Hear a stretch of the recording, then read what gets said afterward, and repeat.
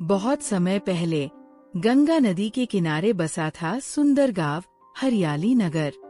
इस गांव में रहते थे मेहनती किसान, दुकानदार और सभी लोग बड़े सीधे साधे थे। गांव में सबसे ज्यादा सम्मान पाने वाला था एक किसान राम सिंह।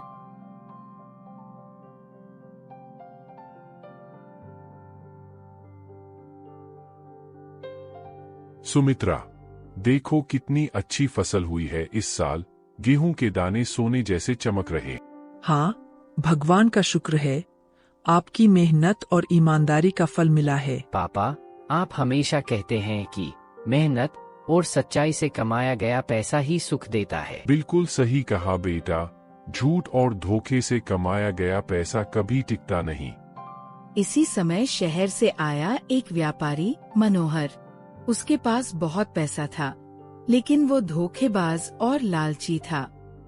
वह हमेशा लोगों को धोखा देकर अपना फायदा करता था। नमस्कार भाइयों, मैं दूसरे गांव से आया हूं। मनोहर अग्रवाल है मेरा नाम। सुना है आपके गांव में बहुत अच्छी फसल होती है। हाँ साहब, हमारे यहाँ की फसल बहुत अच्छी होती है। राम सिंह भाई सबसे अच्छे किसान हैं।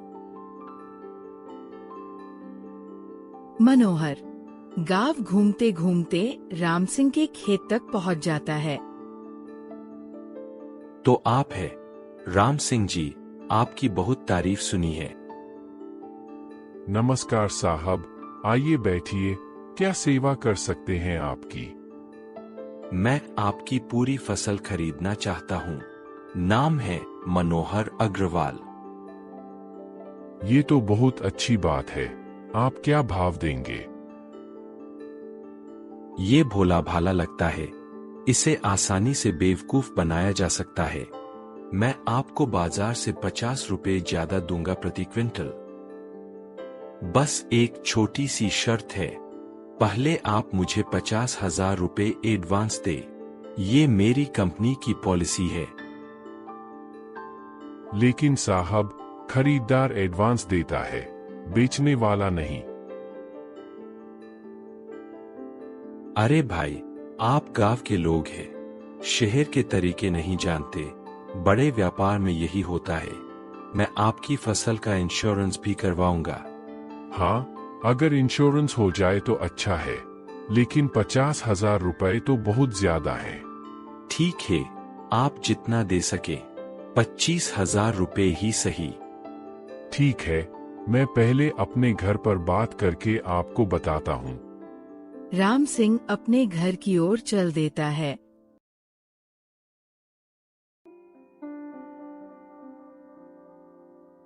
सुमित्रा, वो व्यापारी अपनी फसल अच्छे दाम पर खरीद रहा है और कह रहा था कि एडवांस देना पड़ेगा। क्या करूं? जी, मुझे कुछ अजीब लग रहा है। पहले कभी सुना नहीं कि बेचने वाला एडवांस दे। लेकिन वो इंश्योरेंस की बात भी कर रहा था और फिर बाजार से 50 रुपए ज्यादा भी दे रहा है। पापा, मैंने स्कूल में पढ़ा है कि हमेशा एडवांस खरीदार देता है। कहीं कोई धोखा तो नहीं? नहीं बेटा, वो इतना बड़ा व्यापारी है, गलत क्यों करेगा? राम सिंह ने अपनी पूरी जमा पूंजी निकाली और मनोहर को देने के लिए चल पड़ा। राम सिंह ने अपनी पूरी जमा पूंजी निकाली और मनोहर को 25,000 रुपए दे दिए। बहुत अच्छा राम सिंह जी, अब मैं कल अपने ट्रक भेजूंगा फसल लेने के लिए। कल? इतनी जल्दी? अभी तो फसल काटी भी नहीं है। अरे हाँ, मैं भूल गया। 1 हफ्ते बाद आऊंगा। आप फसल तैयार रखिए।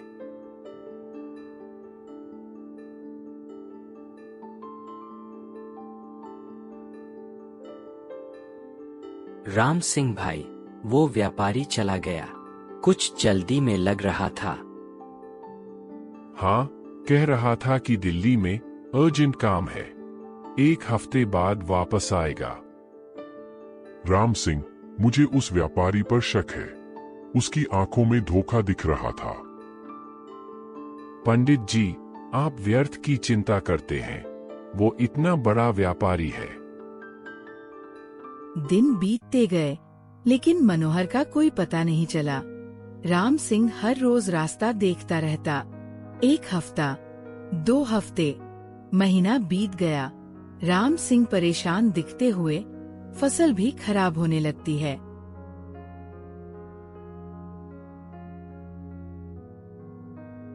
अभी तक वो व्यापारी नहीं आया।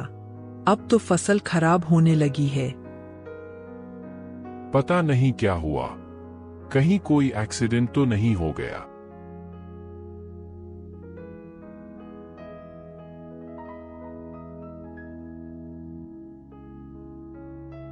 राम सिंह दूसरे व्यापारियों से मिलते हुए, राम सिंह भाई, आप कह रहे हैं कि मनोहर अग्रवाल नाम का व्यापारी दिल्ली में कोई ऐसा व्यापारी नहीं है। क्या मतलब?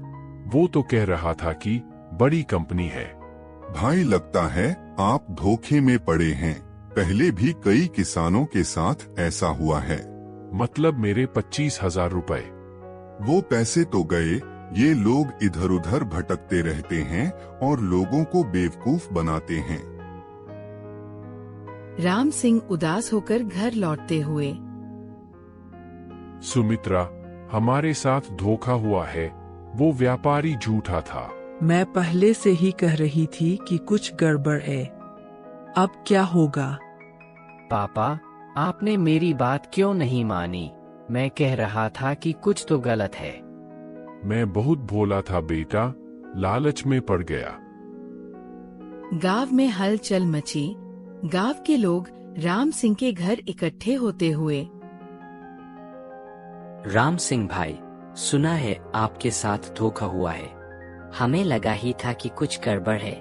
वो व्यापारी बहुत जल्दी में था। बेटा, मैंने पहले ही कहा था कि उसकी आंखों में धोखा है, लेकिन अब पछताने से क्या फायदा। राम सिंह की फसल खराब होते हुए राम सिंह की फसल बर्बाद हो गई। उसके पास न पैसे थे, न कोई खरीदार। परिवार की आर्थिक स्थिति खराब हो गई। राम सिंह अपने खेत में अकेले बैठे हुए सोचते हुए, मैंने बहुत बड़ी गलती की है। लालच में पड़कर अपनी मेहनत की कमाई गंवाई है, लेकिन अब हार नहीं मानूंगा।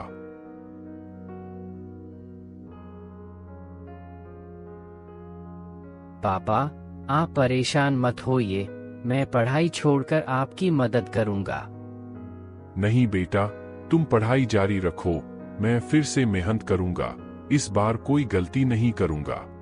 राम सिंह सुबह से शाम तक काम करते हुए राम सिंह ने फिर से कड़ी मेहनत शुरू की।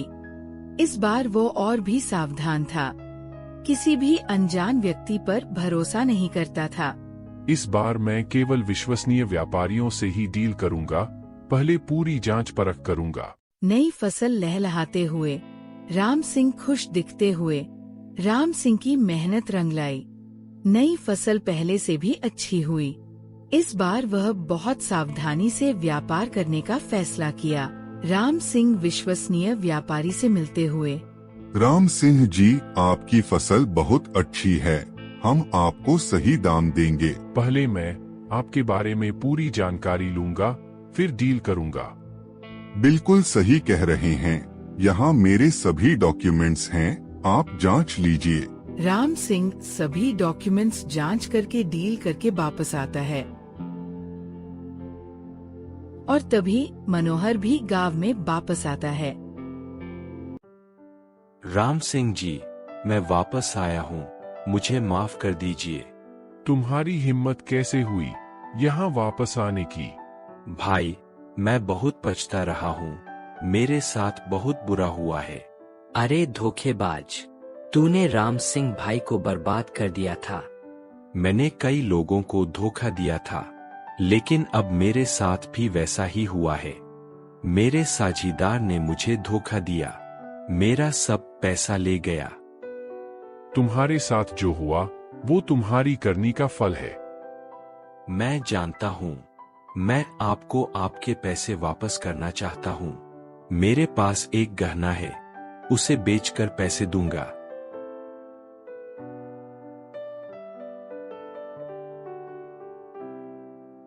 सुनिए, इसकी हालत देखिए। शायद सच में पछता रहा है। मैं जानता हूं कि इसने मुझे धोखा दिया है, लेकिन अगर मैं इसे माफ नहीं करूंगा तो मेरे और इसमें क्या फर्क रहेगा। मेरे पिता कहते थे, बुराई का बदला बुराई से नहीं, अच्छाई से लेना चाहिए। शायद इसे एक मौका देना चाहिए। मैं तुम्हें माफ करता हूं, लेकिन एक शर्त है।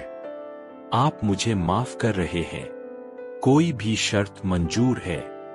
तुम्हें वादा करना होगा कि अब कभी किसी को धोखा नहीं दोगे, और जो लोगों को धोखा दिया है उन सबसे माफी मांगनी होगी। मैं वादा करता हूँ, मैं अपनी जिंदगी बदल दूंगा। राम सिंह भाई, आपने बहुत अच्छा किया। ये हमारी संस्कृति है। राम सिंह, तुमने धर्म का पालन किया है। भगवान तुम्हारा भला करेगा। मनोहर ने गांव में ही रहने का फैसला किया। उसने एक छोटी दुकान खोली और ईमानदारी से व्यापार करना शुरू किया। भाई साहब, ये चावल बिल्कुल शुद्ध है। मैं अब कभी मिलावट नहीं करता। वाह मनोहर भाई, आपके यहाँ से सामान लेने में अब डर नहीं लगता। भाई, झूठ और धोखे से जो कमाई होती है वो टिकती नहीं। अब मैं सच्चाई से काम करता हूँ। समय बीतता गया। राम सिंह की मेहनत और ईमानदारी का फल मिला। उसकी खेती फिर से फल फूल रही थी। राम सिंह और मनोहर मिलकर गांव के विकास की योजना बनाते हुए। मनोहर, तुम्हारे व्यापारिक अनुभव से हम गांव के लोगों को बेहतर व्यापार सिखा सकते हैं। जी हाँ, मैं सभी को सिखाऊंगा कि कैसे ईमानदारी से व्यापार करके अच्छा फायदा कमाया जा सकता है। गांव में एक नया व्यापारी आते हुए, लेकिन इस बार सब सावधान। मैं मुंबई से आया हूँ, आपकी फसल खरीदना चाहता हूँ। पहले आप अपने डॉक्यूमेंट्स दिखाइए। डॉक्यूमेंट्स? अरे भाई, मैं तो सिर्फ फसल खरीदने आया हूँ। भाई साहब, हमें आपकी पूरी जानकारी चाहिए। हम अब बहुत सावधान हैं। आप कहां से आए हैं? आपकी कंपनी का नाम क्या है? मैं अकेला व्यापारी हूँ, कोई बड़ी कंपनी नहीं है। लेकिन आप इतनी बड़ी मात्रा में फसल क्यों खरीदना चाहते हैं? मैं दूसरे शहरों में बेचता हूँ। रुकिए, मैं इसे जानता हूँ। ये भी वैसा ही धोखेबाज है जैसा मैं था। मनोहर को देखकर वह व्यापारी भागने लगता है। देखो कैसे भाग रहा है। पहले हमारे साथ भी ऐसा ही होता था। अब कोई भी धोखेबाज हमारे गांव के लोगों को बेवकूफ नहीं बना सकता। कुछ समय बाद राम सिंह और मनोहर ने मिलकर एक ट्रेनिंग सेंटर खोला।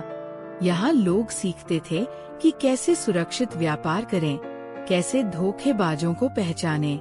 राम सिंह और मनोहर की समझदारी से अब गांव में कोई भी धोखेबाज व्यापारी नहीं आता था।